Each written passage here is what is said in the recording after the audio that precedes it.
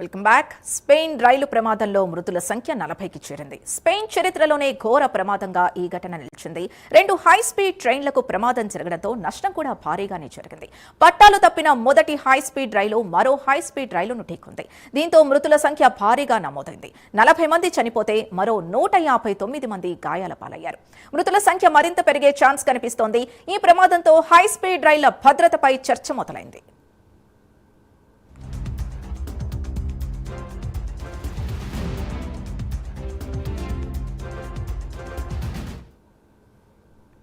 Speed thrills but kills. ఈ మాట రోడ్డుపై వెళ్లే వాహనాలకు చేసే హెచ్చరిక. కానీ రైళ్ల విషయంలో అన్ని దేశాలు అత్యధిక వేగాన్ని సాధించే ప్రయత్నాల్లో ఉన్నాయి.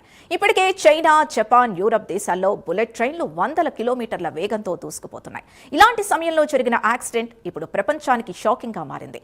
ఈ ఘోర ప్రమాదానికి సంబంధించిన షాకింగ్ శిథిలాల వీడియోల్ని స్పానిష్ పోలీసులు విడుదల చేశారు.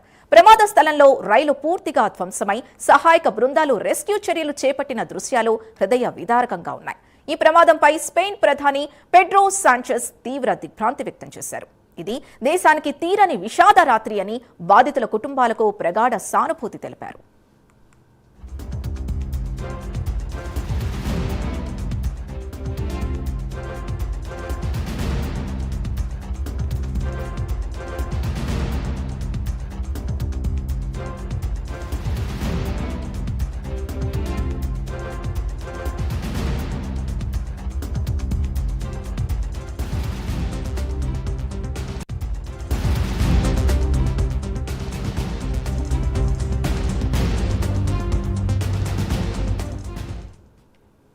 స్పెయిన్లోని దక్షిణ ప్రాంతంలోని ఓ హై స్పీడ్ రైలు మలాగా నుంచి మాద్రిద్కు బయలుదేరింది. ఈ రైల్లో 300 మంది ప్రయాణికులున్నారు.